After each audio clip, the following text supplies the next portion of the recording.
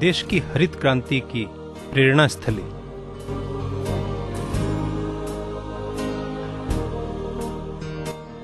आइए जानते हैं पंतनगर विश्वविद्यालय आखिर कैसे स्थापित हुआ, क्यों स्थापित हुआ, क्या योगदान किया उसने।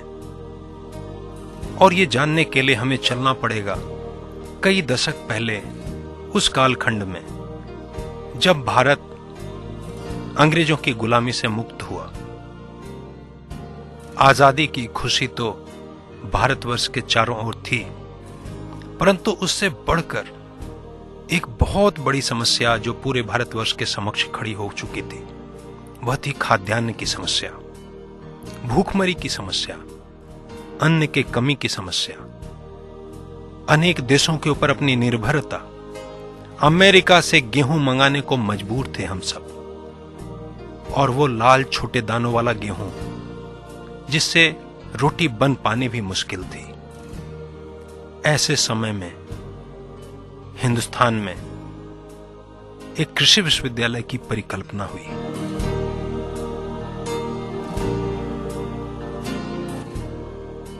और यह परिकल्पना की राधाकृष्णन जी के नेतृत्व में बने शिक्षा आयोग से। आखिर कैसे यह पहला विश्वविद्यालय स्थापित हुआ, इसकी पृष्ठभूमि पर चलते हैं।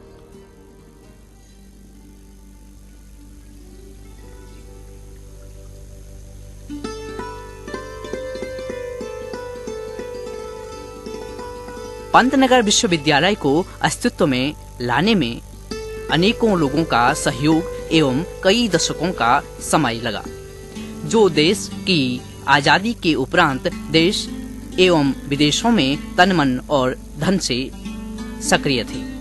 देशवासियों के अथक प्रयास से अगस्त 1957 में भारत के शिक्षा आयोग ने उत्तर प्रदेश में कृषि विश्वविद्यालय की परियोजना को सहमति दी और दिसंबर 1958 में उत्तर प्रदेश राज्य ने भारत के प्रथम कृषि विश्वविद्यालय बनने की योजना को हरी झंडी दिखाई।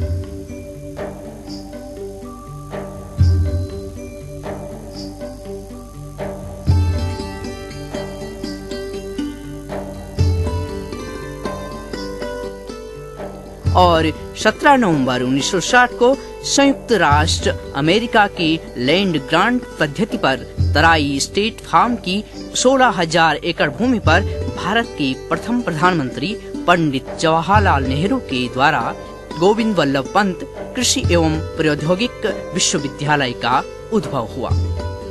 उद्घाटन के अवसर पर पंडित जवाहरलाल नेहरू ने कहा,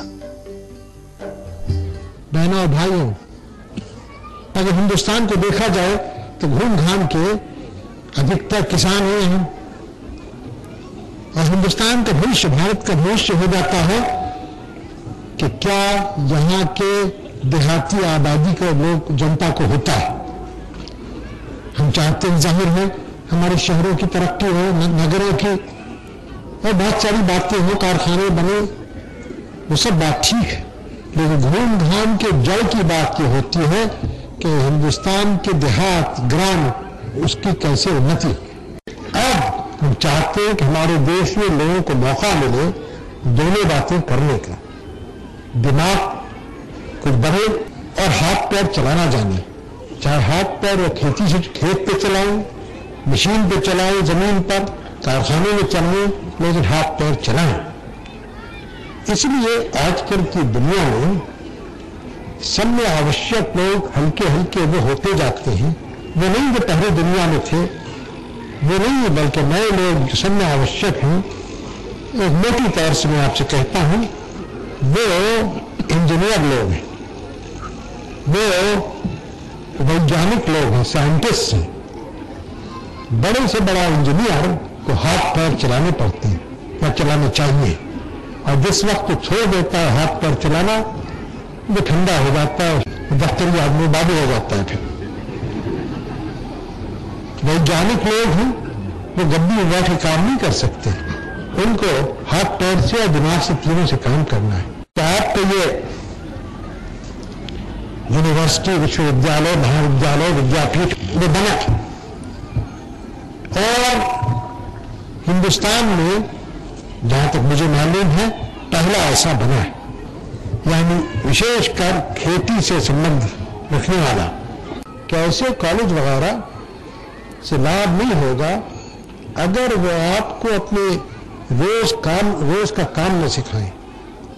यानी खाली आपको लेक्चर ऊंचे दर्जे के दे दें, आप इम्तिहान भी पास हो जाएं और फिर आप जाके खेत में काम नहीं कर सकते ठीक, तो आपका समय यहां कुछ नष्ट हो गया। अगर इसके कोई माने हैं इस जगह के तो किसान का कॉलेज है, और किसानों के लिए कॉलेज है, बाकी लोग के लिए नहीं है। और वो बाकी लोग यहां आ सकते हैं जो किसान होना पसंद करें। सब में बड़ी कदर यहां होनी चाहिए, न ब्राह्मण की, न क्षत्रिय की, न किसी की।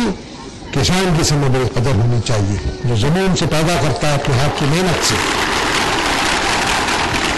और मैं नहीं पसंद करता कि यहाँ अक्सर स्टैचू, मूर्तियां लगती हैं, लेकिन आप कोई मूर्ति कहीं लगाना चाहें तो भारत के किसान की कहीं लगाइए, कि उसके लिए ये बना है, उसके लाभ के लिए।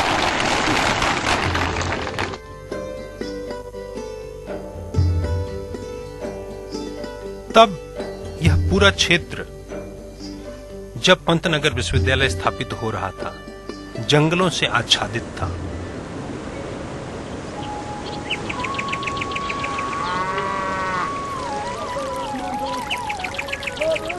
जगह जगह जमे हुए पानी के सैलाब, मच्छरों की घनी बस्तियां, मलेरिया और प्लेग जैसी समस्याओं से आक्रांत थी यह भूमि।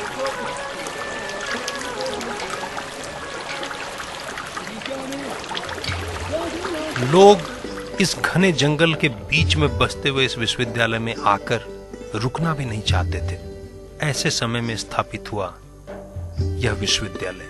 1960 में देश में खाद्यान्न उत्पादन की स्थिति तो काफी दयनीय थी। भारतवासी पोषण के लिए विदेशों पर पूरी तरह आश्रित थे। देश में पंतनगर के माध्यम से आई हरित क्रांति से पहले गेहूं का उत्पादन 0.8 टन प्रति हेक्टेयर था, जो कि हरित क्रांति के बाद 4.7 टन प्रति हेक्टेयर हो गया और वर्तमान में 6 टन प्रति हेक्टेयर हो गया है।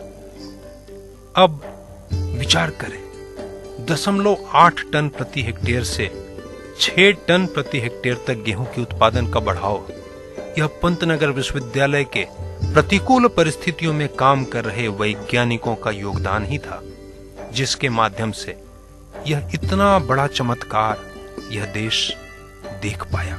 इस चमत्कार को पंतनगर के माध्यम से भारत तक पहुंचाने में जिन 3 लोगों का सर्वाधिक बड़ा योगदान रहा, उनकी स्मृति के बिना पंतनगर की कहानी नहीं बढ़ती। एक डॉक्टर नॉर्मन ई बोरलॉग, जिन्होंने भारतवर्ष को वह चमत्कारिक बीज दिए जिन गेहूं के बीज के माध्यम से गेहूं की पैदावार अचानक 4 गुना 5 गुना बढ़ी। 2 डॉक्टर एम.एस. स्वामीनाथन, जिन्होंने भारतीय कृषि अनुसंधान परिषद के महानिदेशक के रूप में इस पूरी प्रक्रिया को अपना अमूल्य योगदान दिया। और 3 श्री सी सुब्रमण्यम, भारत सरकार के कृषि सचिव, जिन्होंने विदेश से भारत में उस बीज को लाने में शासकीय और प्रशासनिक योगदान किया और इनके अथक प्रयास से हिंदुस्तान में यह हरित क्रांति उत्पन्न हो पाई।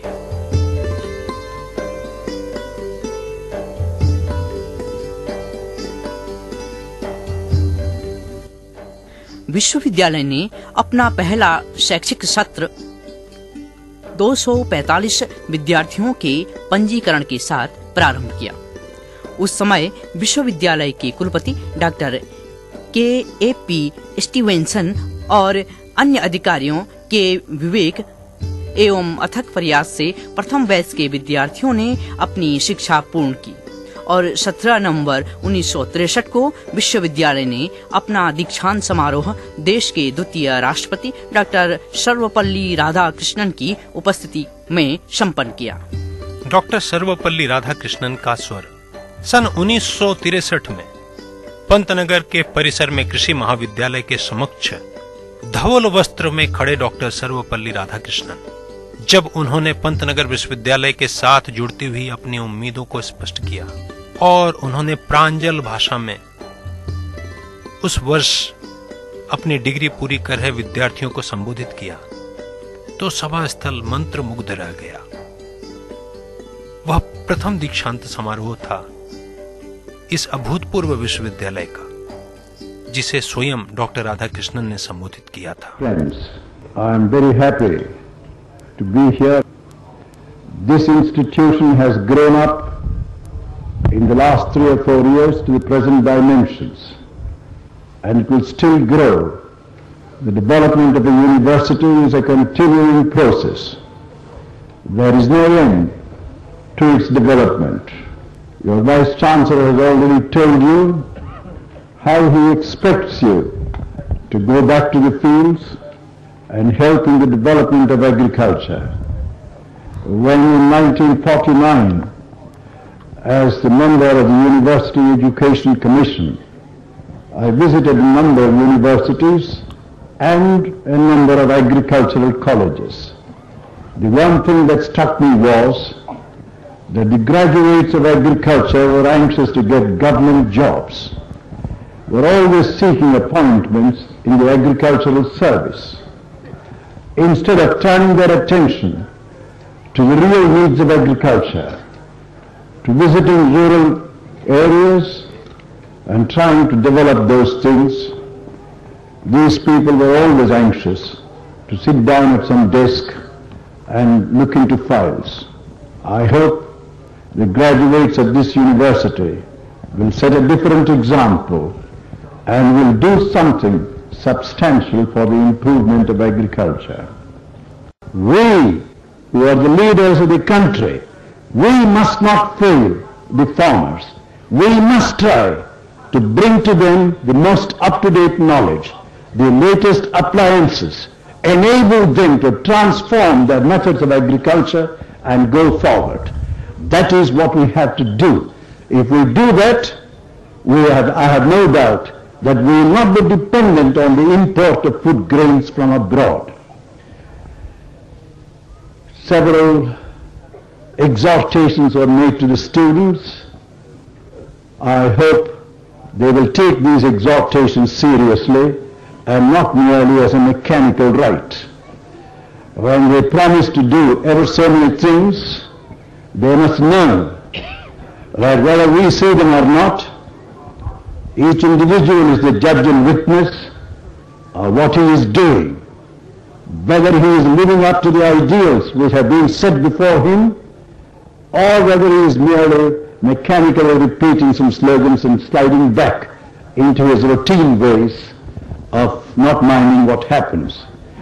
Dedicated service, devotion, discipline, these are the things which our country wants. If other countries with 10% of their population engaged in agriculture are able to satisfy millions of people of their own country and export food grains to other nations, what is it that prevents us from achieving the same goal? Nothing more than lack of real concentration, real discipline, real devotion to the cause of building our country. That is the one thing which will remain. What money you accumulate and what possessions you acquire and what offspring you leave behind, these will all be forgotten. But the great thing which will remain is whether you spent your life in devoting yourself, in devoting all your energies, talents, etc., all your human resources to the one purpose of making this country great. If that sort of idea overtakes you, if you feel that you are an instrument for a great cause, you will be involved in the greatness of the cause yourself, and you will have done something really great for your country. That is what is necessary from our young men. You have different faculties of agriculture, animal husbandry, engineering, and I am told you are going to put forward home science faculty also. When all these things get together, you will have done something great for yourselves and for your country. I wish this university. Pantnagar विश्वविद्यालय के शिक्षा के स्तर को और शिक्षण पद्धति को उल्लेखित करते हुए देश की तत्कालीन प्रधानमंत्री श्रीमती इंदिरा गांधी ने 2 अप्रैल 1976 को अपने विचारों में पंतनगर के शिक्षण प्रशिक्षण को अभूतपूर्व बताया। उन्होंने दीक्षांत समारोह को संबोधित करते हुए कहा था,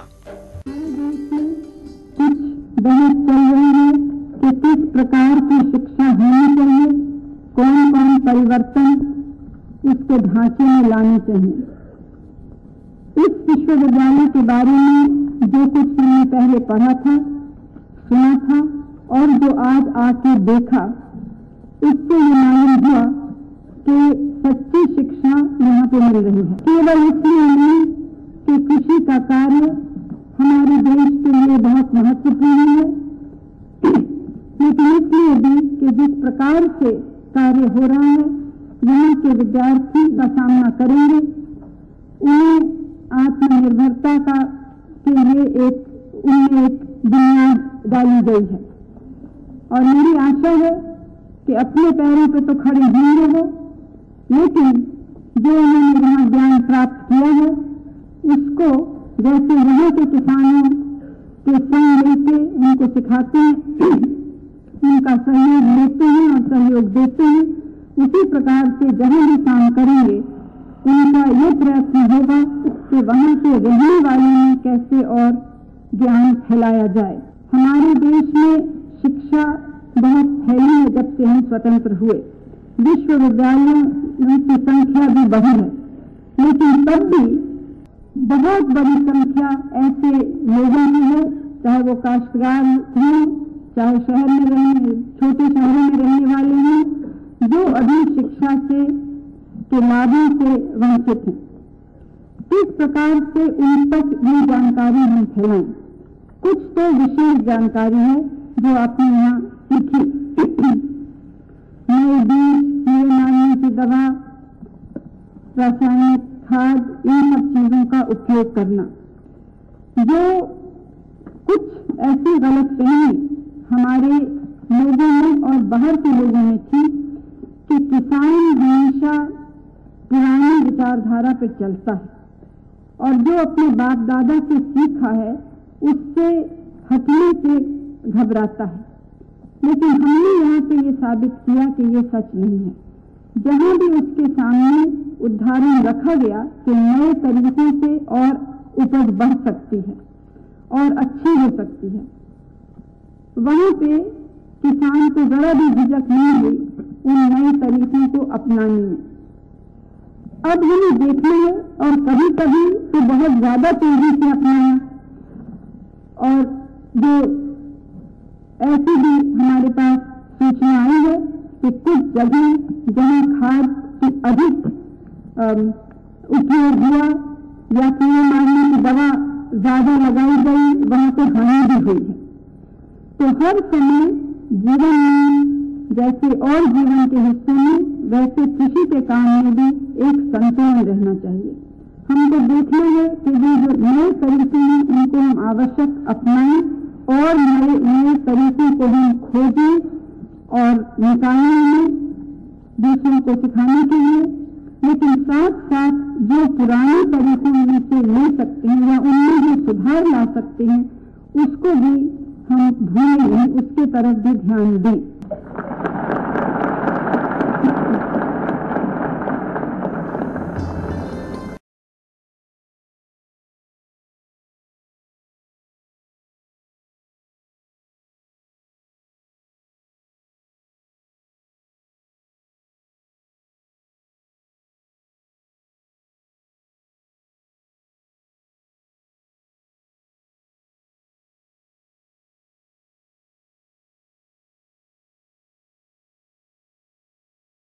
सच कहा जाए तो यह विश्वविद्यालय कृषि शिक्षण प्रशिक्षण की शोध स्थली ही नहीं, प्रयोग स्थली भी थी। यहाँ शिक्षण प्रशिक्षण को नया आयाम मिला। गुरुकुल के जैसी व्यवस्था बनाकर इस परिसर में हजारों विद्यार्थियों के साथ शिक्षा को न मात्र पुस्तक और कॉपियों के साथ बांध कर रखा गया, वरन उसे उतार कर खेतों तक पहुंचाया गया और खेतों में खड़े होकर विद्यार्थियों ने विज्ञान समझा। अभूतपूर्व थी पंतनगर विश्वविद्यालय की शिक्षण परिकल्पना और पूरे देश के कृषि विश्वविद्यालयों ने इसी से धीरे धीरे करके अपने शिक्षण पाठ्यक्रम और शिक्षण पद्धति को परिष्कृत किया। देश की कृषि को वैज्ञानिक दृष्टिकोण देने में विश्वविद्यालय का महत्वपूर्ण योगदान रहा है।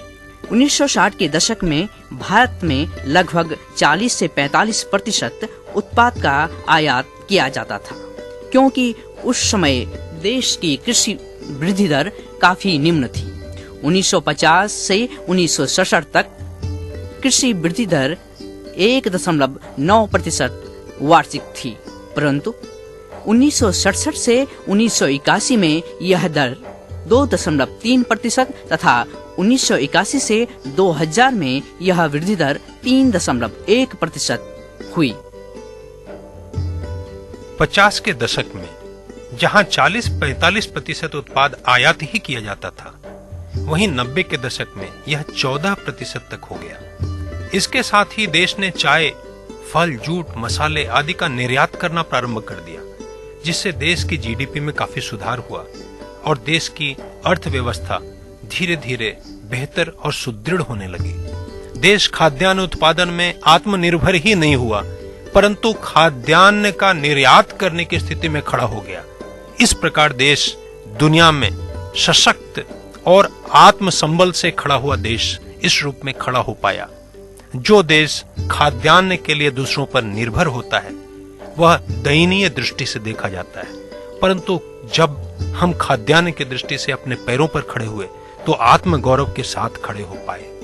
अब जिस प्रकार जनसंख्या की वृद्धि निरंतर चल रही है, इस निरंतर जनसंख्या की वृद्धि के पीछे पीछे चलते कृषि उत्पादों को उसी के अनुरूप बढ़ाने के लिए पंतनगर विश्वविद्यालय निरंतर अहर्निश प्रयासरत है। द्वितीय हरित क्रांति के सूत्रपात के लिए पंतनगर विश्वविद्यालय निरंतर कार्य कर रहा है। आगामी सन 2050 तक सभी भारतवासियों को उनकी आवश्यकता के अनुरूप पोषण और खाद्यान्न के दृष्टि से पूर्णतः आत्मनिर्भर बनाने के लिए पंतनगर विश्वविद्यालय निरंतर और अहर्निश जारी है।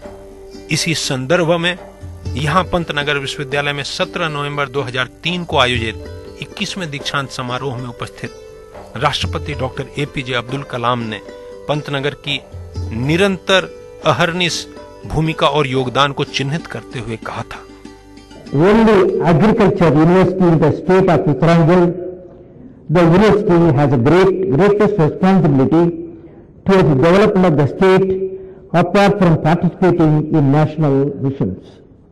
Any university is judged by the level and the extent of the research work it accomplishes. This sets in a regenerative cycle of excellence. The experience of research leads to quality teaching, and quality teaching imparted to the young in turn enriches the research. Research brings transformation and development and also enhances quality educations. Friends, both research and teaching have to be carried out in the best tradition of Pant University. You have potential in terms of technology as well as human resource. These can be used to execute several research and development projects which will transform the lives of the people, especially living in remote and hilly parts of the region, leading to the overall development of the state. Green Revolution. As you are aware, the first Green Revolution launched by the great visionaries Sri Subramanian and Dr. M.S. Swaminathan with the help of agriculture scientists, farmers and entrepreneurs liberated India from the situation of what was called ship-to-mouth existence. Through an effort of historical magnitude, India attained self-sufficiency in food and we can now export certain quantity of food grains. The contribution of this university, that is Pant University, in the Green Revolution by providing high quality Pantnagar seeds to the farmers is well known. As a part of this first green revolution, the country has been able to produce over 200 million tons of food grains per year, but there are challenges ahead. Pant University has been a pioneering institution. The leadership is in its soil. I would like to greet Govindpalli Pant University of Agricultural Technology for their contribution in various agriculture missions, and now I am sure the graduating students will be the pioneers in bringing about prosperous and happy farmers to the nation. May God bless you. Pantnagar विश्वविद्यालय द्वारा सब्जियों, खाद्यान्न, फलों, चारा एवं वानिकी की अभी तक 253 किस्में विमोचन हो चुकी हैं, जो देश के विभिन्न राज्यों में सफलतापूर्वक उगाई जा रही हैं। विश्वविद्यालय द्वारा निकाली गई किस्मों में विश्वविद्यालय के वैज्ञानिकों एवं कुलपतियों का भी बहुत महत्वपूर्ण योगदान रहा है, जिससे शैक्षणिक स्तर, शोध एवं अनुसंधान कार्य समय से हो रहे हैं।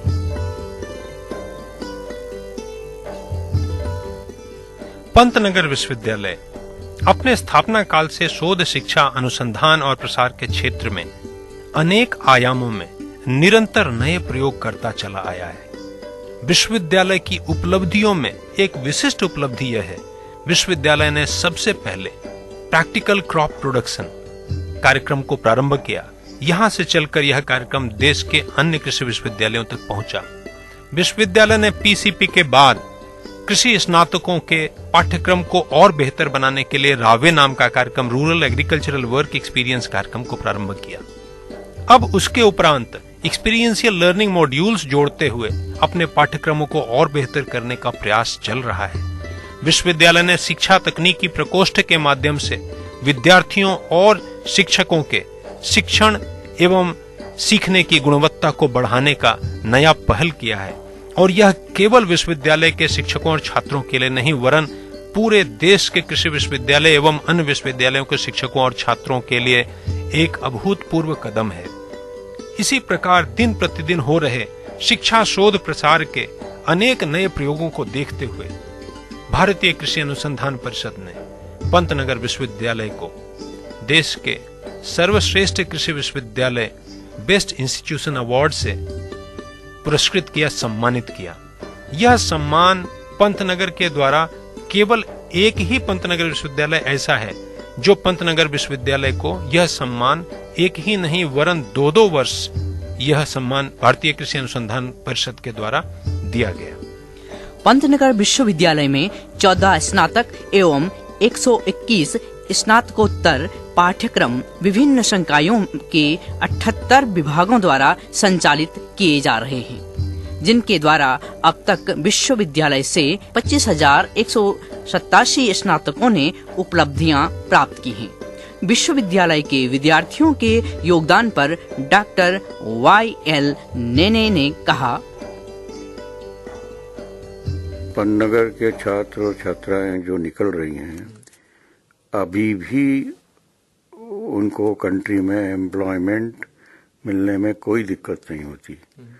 पंतनगर का अभी भी नाम बहुत अच्छा है पूरे कंट्री में और इंटरनेशनली भी, और उनको बस अपनी मेहनत करनी है। जो भी क्लासेस होते हैं, जो भी सिखाया जाता है, उसको मतलब अपनी पूरी मेहनत करें, डेडिकेट करें, और एक तरह से एग्रीकल्चर नॉलेज को अपनी हॉबी समझ के इंटरेस्ट लें।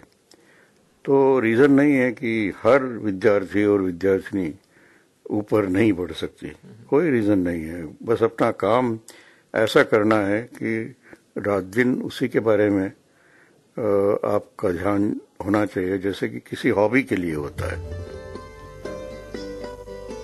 डॉक्टर YL नेने, जिनकी आवाज अभी आपने सुनी, उन्होंने यह शब्द अभी सन 2013 को केवल एक दिन पहले इसी विश्वविद्यालय परिसर में बोला। डॉक्टर नेने ने पंतनगर विश्वविद्यालय में से सहायक प्राध्यापक के रूप में अपने अभूतपूर्व शोध योगदान से दुनिया में धान की खेती को एक नया आयाम दिया था। जब उन्होंने खैरा रोग के कारणों का पता लगाया था, जिसके विश्व खाद्य संगठन के द्वारा विशिष्ट पुरस्कार भी मिला था। की हैं। पंतनगर विश्वविद्यालय के विभिन्न आयामों को स्पर्श करते हुए अगर हम विश्वविद्यालय की ओर पलट कर देखें तो दिखता है सन 60 में जंगल में जंगली जानवरों के बीच रोग से आक्रांत भूमि में एक नया प्रयोग जिसने मानवता के कष्ट को मिटाने का संकल्प किया था। आज 2013 में यह संकल्प फलीभूत होता दिखता है। पंतनगर विश्वविद्यालय की विशिष्ट संस्कृति है, उस विशिष्ट संस्कृति को यह परिसर जीता है। तब से आज तक कर्मयोगी की भांति विश्वविद्यालय के शिक्षक एवं शोधवेत्ता अपने कार्य में निरंतर लगे हैं, केवल आजीविका प्राप्त करने के लिए नहीं, उससे बढ़कर मानवता के कष्ट को दूर करने के लिए, गांवों के कष्ट को दूर करने के लिए, गांव-गांव तक खुशहाली पहुंचाने के लिए। विश्वविद्यालय का यह सपना जो कभी नेहरू जी ने देखा था, राधा कृष्णन ने देखा था, विश्वविद्यालय अपने उस सपने की ओर अहर्निश बढ़ रहा है, अहर्निश बढ़ रहा है।